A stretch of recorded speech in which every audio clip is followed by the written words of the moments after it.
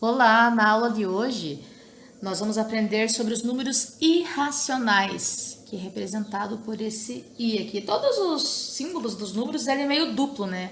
Minha letra, como vocês sabem, não é grandes coisas, então ele fica meio estranho assim, mas ele é como se fosse um risquinho duplo, assim como os reais aqui.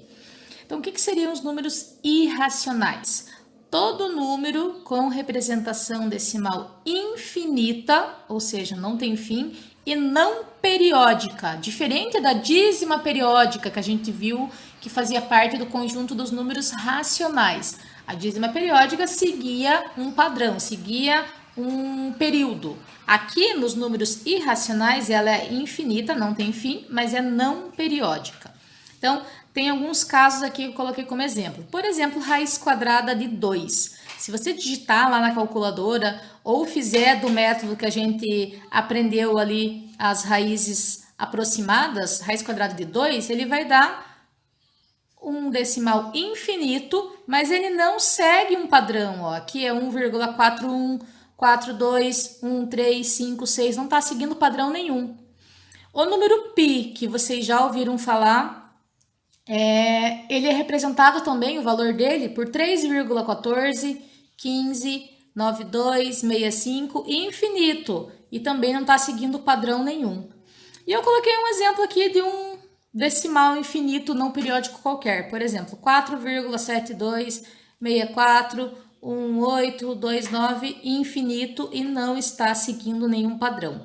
Quando a representação é decimal infinita e não periódica, a gente tá falando dos números irracionais. A professora também lá do Aula Paraná já entrou nos números reais. Eu fiz um esqueminha aqui para a gente conseguir ver os números reais. O que seriam os números reais? Então, vocês viram que eu coloquei todos os conjuntos que nós já aprendemos aqui para a gente conseguir definir os números que a gente vai colocar em cada um deles aqui.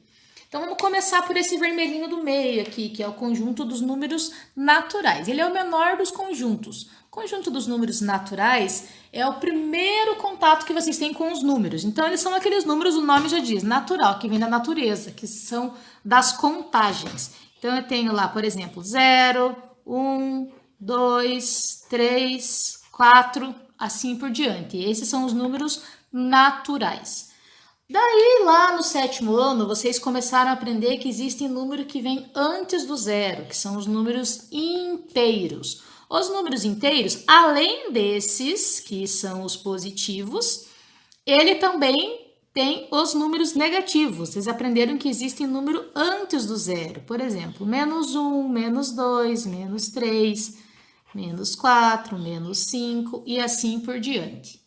Tá? Então, os números naturais são só esses do vermelhinho. Os números inteiros, que é o que está de verde aqui, ele já engloba tudo isso aqui. Percebam que os números naturais estão dentro do conjunto dos números inteiros.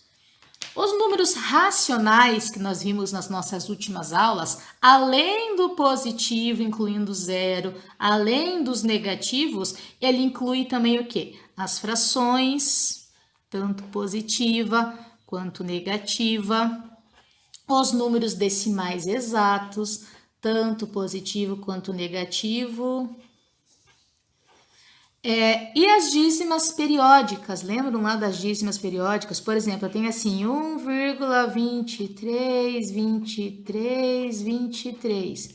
Isso é uma dízima periódica, ele é infinito e ele está seguindo sempre o mesmo padrão. Então, tudo isso está englobado no conjunto dos racionais, que nós já trabalhamos bastante com as frações e os números decimais.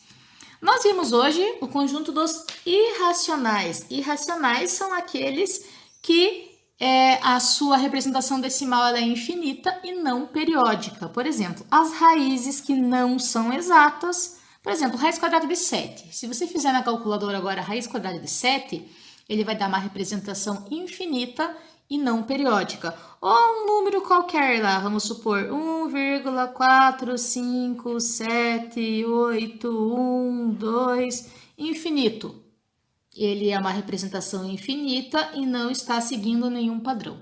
Os números reais, ele é a união desses dois conjuntos grandões aqui. Então, os racionais, que agora está englobando tudo isso aqui, e os irracionais. Juntando os racionais e os irracionais, nós temos os reais. Falando mais prático, por enquanto, os números reais são todos os números que vocês conhecem, tá bom? Até a próxima!